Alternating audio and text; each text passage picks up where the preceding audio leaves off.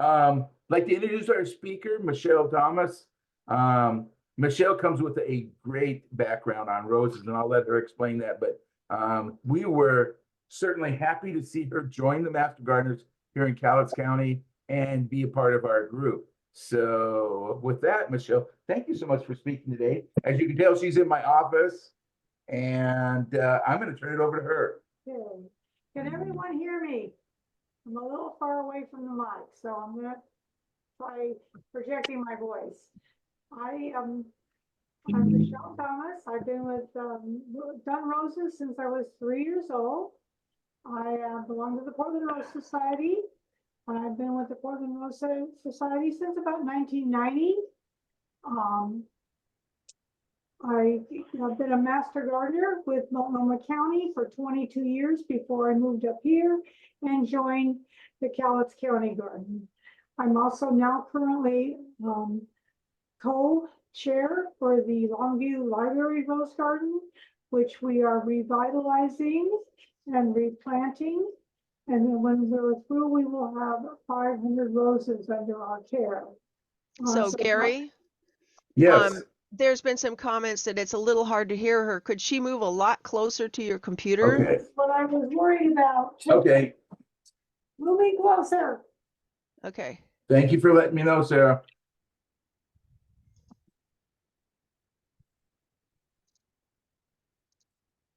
I was just texting you, Gary.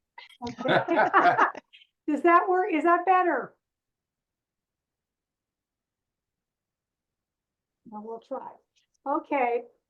So anyway, roses I've been growing since I was 3 years old. And I've been dealing with the problems and the beauty of them since then.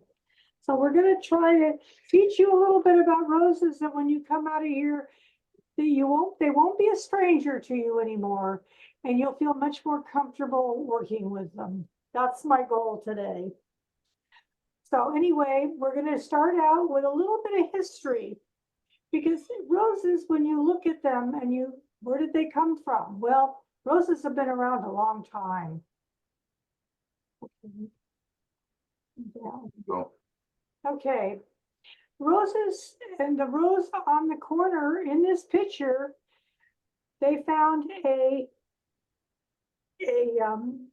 fossil of this rose that looked just like this one 35 million years ago, believe it or not, in central Washington, up close to the Canadian border.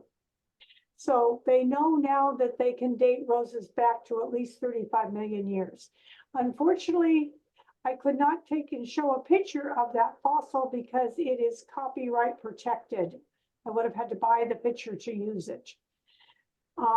Species roses, well, all roses are from the northern hemisphere. There are no roses below the equator, except ones that have been moved by settlers and explorers. So anyway, as they do go through and look, we're down to between 100 and 300 species of roses now. All species roses have Latin names, so they're a little easier to know that you're buying a species rose versus you're buying a regular rose, because regular roses usually have are named and not a Latin name. As you can see from the slide, the Northern Hemisphere, North America, Europe, China, and the Mideast. But when you get below the equator, there are none.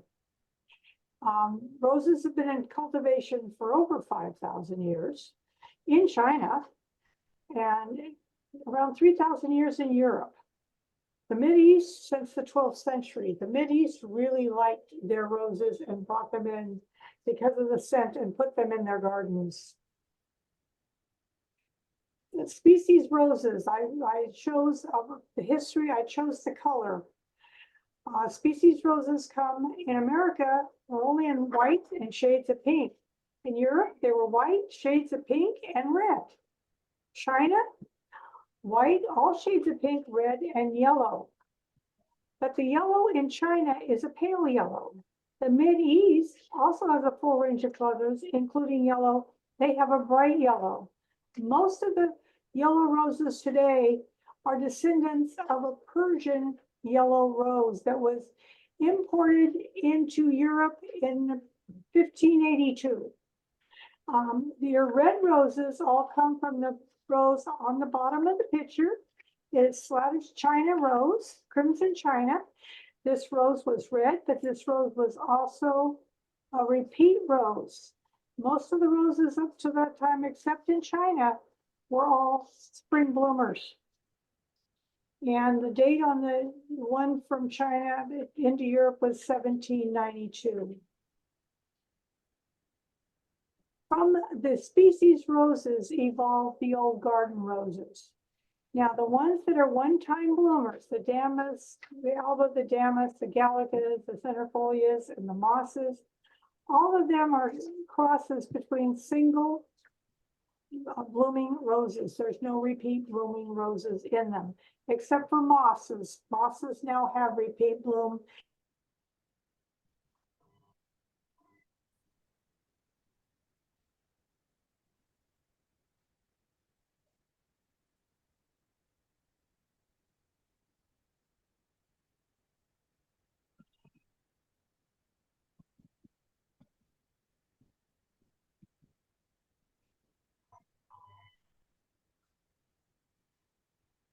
My favorite moss is a crested moss. And then I have Louise Odier in my garden. It's extremely well scented, but it's a leaning rose. It arches. I also have Reeves the violets, I guess it is. And that one is also an arching rose, but again, extremely scented. All of them are, both of those are repeat bloomers, and they repeat bloom well. Modern day roses. Now this one I updated since last year's use on a talk.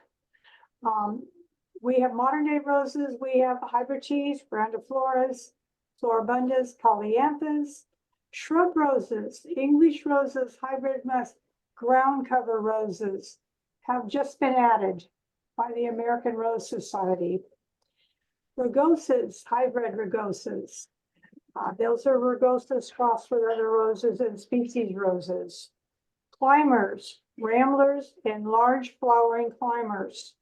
No matter what climber now that you buy, whether it's a smaller climber or a big climber, it is all classified as large flowering climbers. Cold hardy roses, buck and Canadian roses, those are ones that they grow in the Midwest and up towards the Canadian border. They are tough roses. They are pretty roses. They're easy to grow. We can buy them here. And if you live on the top of the mountain, it might be a good idea after a week of cold to plant a few of those up there. Just a repeat bloom, good blooms. You can pick them and take them in the house. They're good roses. And then you have miniature multiflora and man-made roses, tree roses and weeping roses. They require a lot of care. We'll talk about them a little bit later. The picture below here is the first Hyryte rose, which is of France. It was a climbing rose. And I saw it for the first time when I went to Heirloom in 1992. And it was outside the door of Heirloom. It does not, this picture is deceptive. It doesn't bloom quite as heavy as what this picture shows. Rose selection. Now, I want you to pay a little more attention to this year because of the horrible cold snap we just had is going to be hard on some of the roses, especially up higher because it got so cold. All right. And why I'm saying that is because you may be replacing a few roses. The miniature roses, some of them are tough as nails. Ground cover roses, some of them are tough as nails, some are not. The floribunda roses, some of them are tough as nails, again, some are not. Hyrytes and grandifloras, those can be sensitive. And you may have lost one this year. Shrub roses, again, Some are tough, some are not. Climbing roses, most of them are fairly tough. Standard roses and weeping roses, which are the standard tree roses, those all have to be specially wrapped for the cold. They're double grafted. So pay attention to this because we're going to be doing something new. I'm going to be starting to show you how to replace roses that have died. Okay, you're selecting a rose site. The other thing, if you had a rose die, you need to look at the site again, because as that site got much shadier, is that rose still blooming the same way it should be? So you're going to look at that. You're going to look at the location. You're going to look at the shrubs. You're going to look at the buildings and the sidewalks. The buildings won't change. The sidewalks may or may not change, but the trees and shrubs will grow. And so they could shade a rose later on. How much room do you have in the area you've chosen? If you have a 3-foot space between a building and a walkway, you want to plant roses, you need to make sure your roses are all upright and not arching caned. How much sun does it get? Roses need at least 6 hours of sun a day to be healthy and to bloom. We get a lot of questions, my rose doesn't bloom because it doesn't get enough sun. Soil pH, roses like a neutral soil. So that's the one you can buy one of those test kits. If it comes out between 5.5 to 7, that rose will be happy and it'll grow. The other thing is roses need well-drained soil. They do get root rot if the soil does not drain correctly. And then again, we're gardeners, but there's other people that want to grow roses that don't have a lot of time to grow roses. So you have to ask, how much time do you have to take care of your roses? And then you kind of suggest what kind of roses. A lot of people want roses, but don't have a lot of time to take care of them. The new ground cover roses are a perfect fill for them. Now, the one I'm showing on this page is called Sugar Moon. It's a white. It is highly scented. And yes, I own one because it's one of my favorite whites. And it does not rain spot. It stays beautiful even in the rain. But mine is still a young cutting, so it'll be a couple of years before I can actually cut them and bring them in the house. When you're looking at a rose to buy it, you're looking at a plant they're planted 3 ways. The next slide will show you that. You want to read the description for the rose. You want to find out the height and width this rose will be at maturity. You want to see if it's got arching canes or not. Some of the English roses have arching canes and can pose a lot of problems. What zones do they best grow in? This is one that we're beginning to hear a lot more about as we get more and more roses in commerce. There's probably at least 75,000 different roses in commerce today. And many of them are roses that don't always do well in the cold. So we're stressing zoning now. Check the zone if you can. Sometimes you can look it up on your phone. Disease resistance is another one. If it's listed, because you don't want to buy a plant that in this area is extremely prone to black spot. We try to, there's lots of roses that we can plant here that aren't, and they're happy, they're easy care, you don't have to spray them, and they bloom beautifully. And then do you or do you not want fragrance? Most people would like fragrance. So you need to check, because especially if the rose is not blooming. And on the label, is this rose grafted or is it on its own roots? It will make a difference down the road how this rose grows. Okay, spring rose planting. Now we're going to get into the variety of plants you can get. Roses come in 3 ways. They come bare root, boxed, and potted. The one here on the side is a bare root rose. And you will see here, looking at the rose, besides they come both grafted and on their own roots on all three varieties. And you will see that on this rose, this is a 1.5. It falls within, I'll give you the breakdown here. That will help whether your rose, better survival for your rose, the higher the number, or the lower the number, I should say. Okay, rose grading. This is what it means. 1, 1.5, and 2. 1 grade has 3 to 4 large flower, ready, healthy canes and will bloom the first year. 1.5 grade is a smaller plant, but 2, 3, or 4 flowering ready canes that will bloom the first year. Number 2s are smaller plants overall. They will bloom. They have fewer canes. They're also not as healthy as 1 and 1.5, and they're also more prone to winterkill, unfortunately, because they're smaller. Yeah, this is a perk test you do, no matter whether you are replanting a rose or putting in a new rose. I always fill the hole with water. Now this one says, fill it, let it stand overnight, and fill it again and see how fast it drains. Well, most of the time when I plant a rose, if it's not drained within a half an hour, I'm a little worried about it. Most of the time, I can fill it, and within an hour, that hole is empty. I can fill it again, and it will still drain down. I like to see that versus one that the water sits there for 15 hours before it drains, because then that root is sitting in water for 15 hours.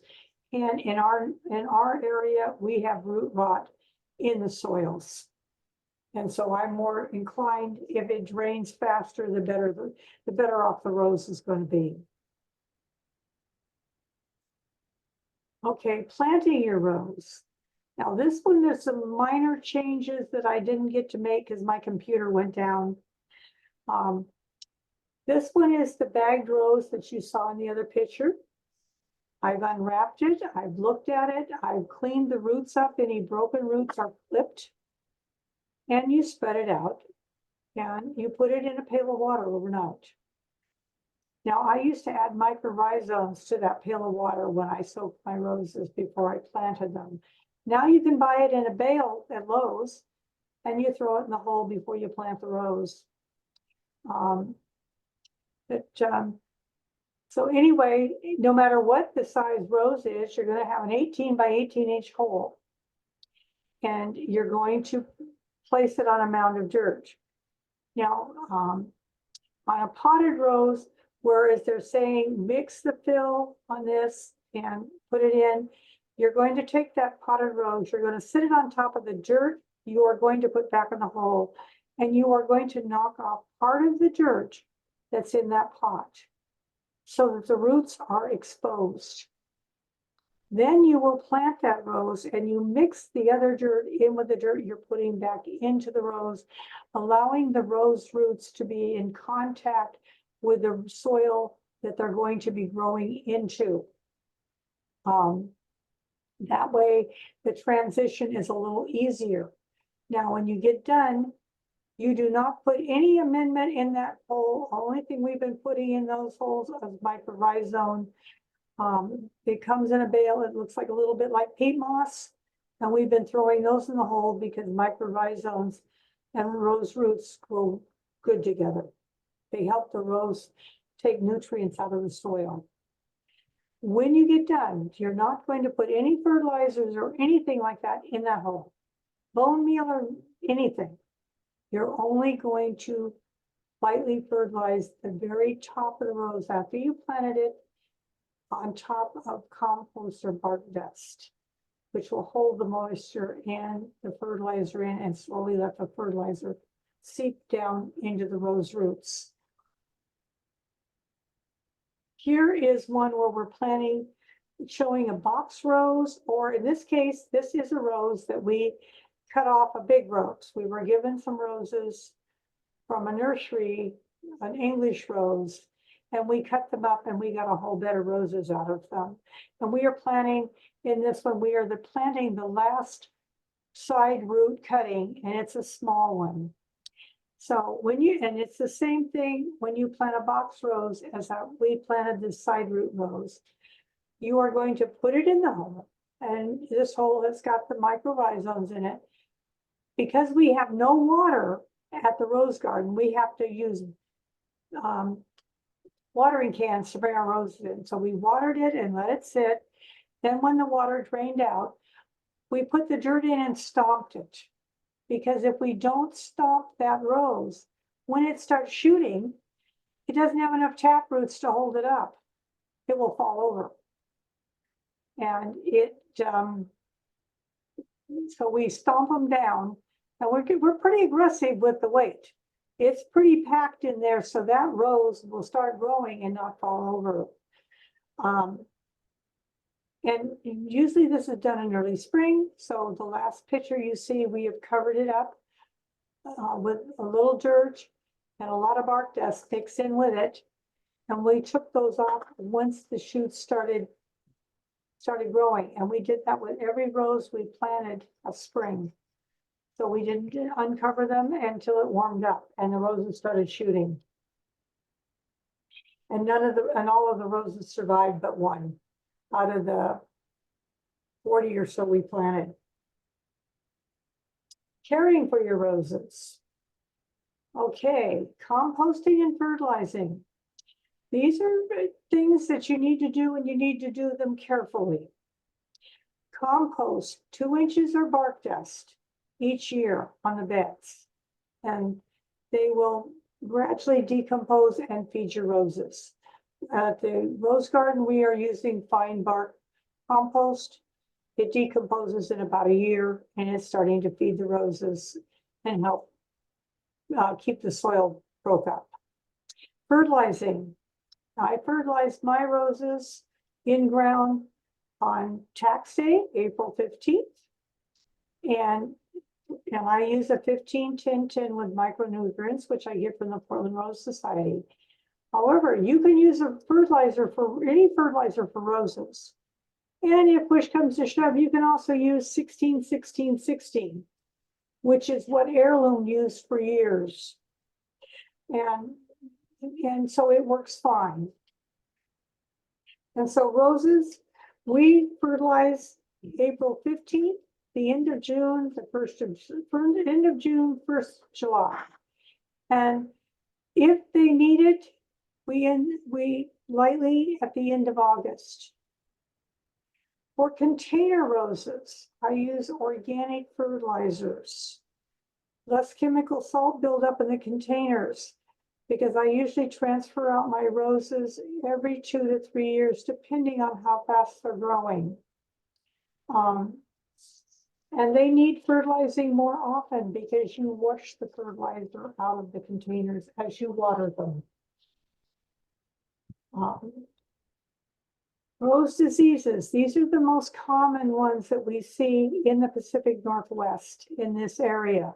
Black spot, powdery mildew, rust, botrytis blight, and rose mosaic virus. Black spot, of course, all of you see, it's number 1 on the thing. Powdery mildew is usually early spring, early fall, late summer, early fall. And we see a lot more powdery mildew on the roses. Rust comes and goes.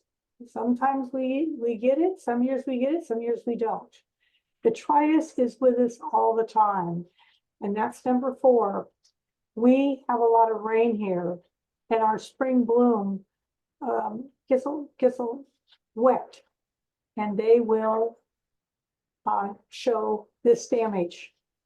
And it is water damage, and it allows this blight to grow on them. Now in the winter, this fall, when we pruned the gardens, and I pruned all of my roses, I cut off all the bloom on my roses, took what buds we had in the house and enjoyed them. And that way I didn't carry any blight over the winter.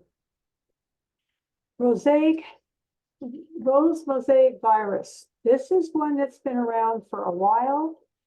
And things are changing as they do more research on it. At one time, when you got this, you immediately dug your rose out of the garden. I got it in one rose bush and I dug the rose and threw it out. Now you don't have to do that. It turns out it's not in the actual rose you're buying, it's in the rootstock. It is not contagious like they thought it was. They thought aphids and bees were, and hover bees, and all that were going to the bloom. And the aphids that were on the plant were taking the virus and transferring it to other roses. No, it turned out to be that this virus was in a bunch of Dr. Huey rootstock. And it's in the plants, but it will not hurt the plant. The plant can live 80 years and that's that virus in it and it won't hurt it. This one is one that's common in the Pacific Northwest and it is deadly. And we had a bunch of it in the gardens. We had to take the roses out. This is crown gall. Every time you prune your roses, you look for it. Because if you have a plant contaminated with it, any cut you make on that plant contaminates your clippers and you can transfer it to other plants through the open cut that you make on the other plant. So it is highly contagious. Most of the time you see it down at the bottom of the canes where things have hit the cane. It's caused a break, as you can see here, when this one started at the top of a cutting. So, and this rose is not one of ours, but we had several. We took about 15 roses out of the garden with crown gall. And when you get through dealing with crown gall, your clippers or loppers have to go in alcohol for 15 minutes. We call it a timeout. You have to soak them and then wipe them down so that you can be guaranteed you're not going to transfer crown gall to another rose. Shovels have to be cleaned after you dig them several times and cleaned and sprayed with alcohol several times to kill the bacterium. And this bacterium is found in Longview. It is also found in the Portland area. And it's one you need to pay close attention to. We walk through the gardens about once a month checking because we've had found so much of it. We check the roses for it. Insects that like roses. Aphid standard, spider mites, thrips, sawfly larvae, and raspberry cane borer. Aphids is our number one. We get them all the time. Luckily, we have a lot of ladybugs up here, and they happily munch on them. Spider mites we see in the summer. They like very dry. So when you see them on your roses, I wash them off, just like I do aphids. You can wash them off. Thrips are another thing. If you have thrips, you can cut the bloom off. In most cases, that helps slow them down. And they like white roses like here. I had to spray for them in Portland. I don't like to spray a lot, but once in a while to save the roses, my blooms were getting so bad I had to spray for them. Sawfly larva is not as common in Portland, but I live next to the woods, and the sawfly adults love my rose leaves. This is the only time I use a systemic bug killer on my roses is during the end of June, because if I don't, I will have no leaves by the July 5th.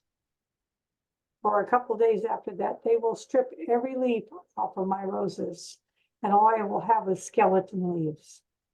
So I do protect my roses from that, and I use an internal, but because it flushes through the thing, the roses are through blooming. By the time my roses are blooming again and attracting bees, that that fertilizer with everything in it has flushed through the pots. The other one is raspberry cane borer. It is very common.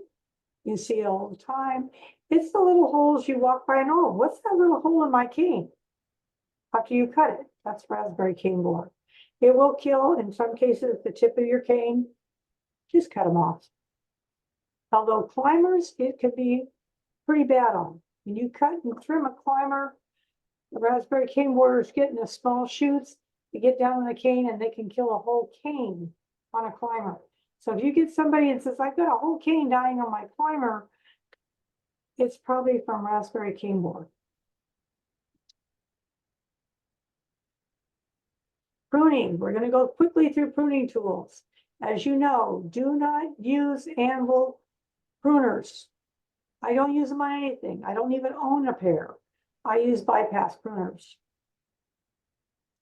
Again, same thing with loppers. Bypass loppers. I have two varieties of 1.5 inch and 1 3/4 inch. They're both lightweight. Aluminum handles, I prefer those to wood. They're a little narrower, a little easier to get into the roses to cut them. I buy a file. I have a file for sharpening them. I just went to Lowe's or Home Depot to the file section and bought one. And it works. And remember, dull loppers will cause your canes to split. So you got to keep both your loppers and pruners sharp while you're doing spring pruning. Saws. As your roses get older, you have saws and you're going to need them. I'm going to show you one that I'm threatening to buy an electric saw for. The canes are getting so thick. That you can saw, because as your roses grow, your canes get bigger. And once they get the 2 inches, you're going to need needing a saw to cut them off. And gloves. Most gloves that are leather will work on roses unless you are growing moss roses like I do, and some old garden roses that have been crossed with mosses. The roses thorns are so fine they work right through leather gloves. I have to use goat skins. Okay, we're gonna look at this, and I want you to be aware there's a correct way to prune. Is the red arrow. I want you also to notice how white the pith is in this cane, in these canes. When you start pruning this year, you may find canes that are brown inside. That cane is dead. It may be growing, it may be shooting, just like these canes are, but the cane is dead. It needs to be cut off. Okay, pruning. Miniatures and small shrubs. Now I have gotten so that I do not touch a shrub until I get it down to 24 inches. I used to cut my roses tall, down to 18 inches. They fell on top of me. They hurt. So I cut everything now down to 24 inches. That way the tall stuff is gone. And now you've got loppers and you've got pruners, you've got your rose gloves, preferably leathers. You can get into this rose bush now and clean it out. And that's what you do. We cut these down. Miniatures are cut down. We try to remove all that real thin, fine stuff that collects snow and ice. It can break the canes down. So we try to remove that in the fall as part of the fall pruning. When we get done, that rose is completely thinned out. But that rose right now is back looking just like the first picture. After the summer's growth. So everything, again, we're going to do a clean out, removing small canes, dead canes, any cane that's rubbing against each other. And there's a lot in miniatures that rub together. The old canes that are large with bark that looks out of place, cut them off. Miniatures are on their own roots. They will grow new shoots. It's older hybrid teas that may not grow new shoots. We'll get to those in a minute. And always at a 24-degree angle, about 1/4 inch above the bud, at 18 inches. And that when you get through, that rose should be 18 inches across the top. For abundance, this one I tried to pick roses that would be common to this area. This is Iceberg, a very common white rose. You will see what it looked like in the garden. In the center of this rose is a dead cane. So when we cut it out and I went in and pruned this rose, we removed the dead canes out of it. And again, because this one was an older rose, it has been there for years, we only cut this rose to 24 inches. The rose came back beautifully. Some of the older cane produced new shoot, and it's a full-grown rose again this fall. But we left them at 24 inches. Okay, Hyryte, I chose a peace rose. Again, another common rose that a lot of us own. And again, we went in, we cleaned it out. Because this rose was older, we took out the dead canes. We left some of the older canes in this rose because this rose has been planted, I think it was planted in 1985. And so we did that. And again, we cleaned out the rose. You can see what it looked like at the end. And again, it is filled out, and we will be pruning it again this spring. It filled out just fine after we cut it back. Now this one, on the other hand, is fun and games. This is my big shrub at home. I bought this and planted it in 1992. And this shrub, when I get through with it, I will take hedge pruners to it for the first 5 feet. When I get through with this, my whole back of my pickup will be loaded with rose. I will then use loppers on it. The canes on this rose, some of them are 3 inches across. And I will use saws on those. I do it down to 4 feet, but this year we had ice. So when I cut it down, I will be cutting it down even further because I'm quite sure that there's a lot of ice damage in it. I won't see it until tomorrow to know just how badly it's been damaged. But as you can see, the rose blooms. It's gorgeous. It blooms continually when I'm home and it's watered and fertilized all the time. And this particular rose grows and blooms at Christmas on warm winters. Next are the ones I have at home on my lower deck. These are all cuttings and small shrubs, all on their own roots. I did have one grafted one, I gave it away. So these are all tip pruned. I do not prune these hard yet. I tip them, prune them, and since these pieces were taken, all of them have been up potted. They're bigger, but they still will be tip pruned again this year. That's how you handle very young roses. You do not hard prune them. They are tipped and shaped only. Climbers, totally different thing. Climbers have to be on wires. Climbers have to be, you want to tie the main branches down. You want to cut off the side branches. You want to cut them back far enough so that you can see where the tips are, where there's lines. You want to leave at least 1 bud to 2 buds on that climber when you cut it. But you want the cane that you're leaving on there heavy enough to hold up a bloom. And you're going to clean that climber out, leaving the big heavy canes. Now, if you're looking at an old climber that is mammoth and out of control, your best bet is to cut it down and let it grow back. And usually you cut it down somewhere between 18 and 24 inches. And then because it's an old climber and not a new climber, it will shoot. And then you take the shoots as they grow and start hooking them back to the wires. And it will grow into a big, beautiful climber again, the one you have more control over. These are man-made. These trees do certain things, and they're mostly for formal gardens. They are double grafted.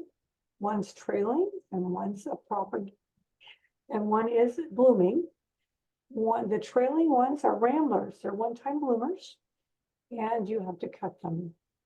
Both varieties are staked because both varieties are grafted. They're grafted on rootstock, then there's a stake and another graft at the top. They are pruned, as you can see off to the side, very hard at the top, and they're cut back to 3 to 4 inches. They also have to be wrapped in the winter if it gets cold. They have to have more care. Some people keep them in pots, move them into their garages. The weeping roses, again, it's beautiful, but it's a one-time bloomer, and they're usually Ramblers. And the other thing you have to do with these, along with staking, is remove suckers that come up from the rootstock and come off the other cane that's being used on this rose. Now we're getting to one that is new. I've never added this to this thing before, and it's what I was aiming for: dead roses. We had an extremely cold snap of a week where the temperatures went down into the low teens. I think the lowest it got at my house was 12. My container roses were frozen completely through. I don't know how many of them will survive until spring comes and they start growing, even though they're on their own roots. But this rose is Winterkill. And you can see that there's only 2 green stems on this rose. When you cut that rose, if that stem is tan inside, it is dead. It has to be creamy white. If the whole thing is dead down to the ground, and this is a grafted rose, you need to get your shovel out and remove it. It is dead. Anything that comes up from that rose will be affected. So, and it will be the rootstock, and the rootstock is not what you want, not what you bought. And so it's time to remove the rose. The rose is on its own roots. It may come back. So you can cut it back down to 2 inches, lightly fertilize it, water it just like you would, and hopefully by fall you'll start seeing new shoots on it. And your rose will come back the way it was before. This is another thing you're going to have to look for are suckers and sport shoots. Now, my sport shoot that I cut off in this picture is actually a parent. It's a revert back to the parent plant, and it's more vigorous than the smaller plant. So I removed it because it was causing the whole plant to be lopsided. The other one is a sucker. It's usually Dr. Huey growing in off the roots. You need to go down below the ground and remove it down to the ground. The same thing as the picture here where I went in and cut that sport off down below the ground. It did not root though. I tried and I could not get it to root. Now, pruning summary. First of all, you're going to walk out and look at your bushes. Then you're going to go out and take everything down to 2.5 feet, except climbers. Then you're going to remove all the dead branches from the rows of roses, remove all small canes, anything the size of a pencil or smaller, back to a large cane or the ground. Those roses will not hold up for Hyryte or for abundant bloom. Remove all canes that are crossing and rubbing because it will allow disease into the rose. Okay. Step 6 is important except for climbers and tree and weeping roses. Roses under 10 years of age, 18 inches high, remove older canes. Newer roses will shoot cane from the base of the rose. 11 years and older, prune to 24 inches. Do not remove old canes unless dead. They will grow new shoots off the old cane, but old roses do not shoot new cane as readily as young roses do.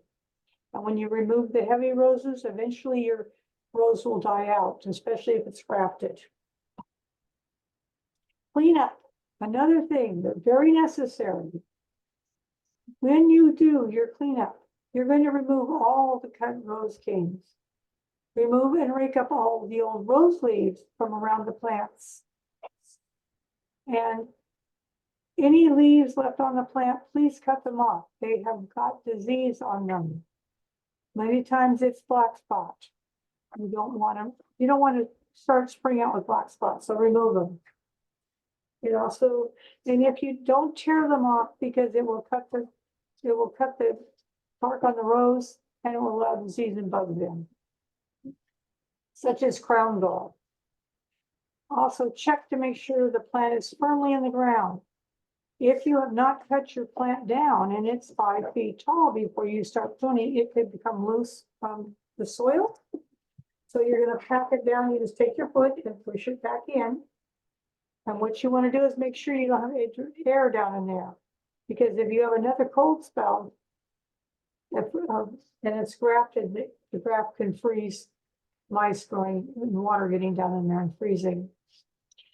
And then put everything, rose canes, leaves, and rose blooms in the garbage can or take to the dump. Do not put them in your home compost pile. Okay, questions? Nope.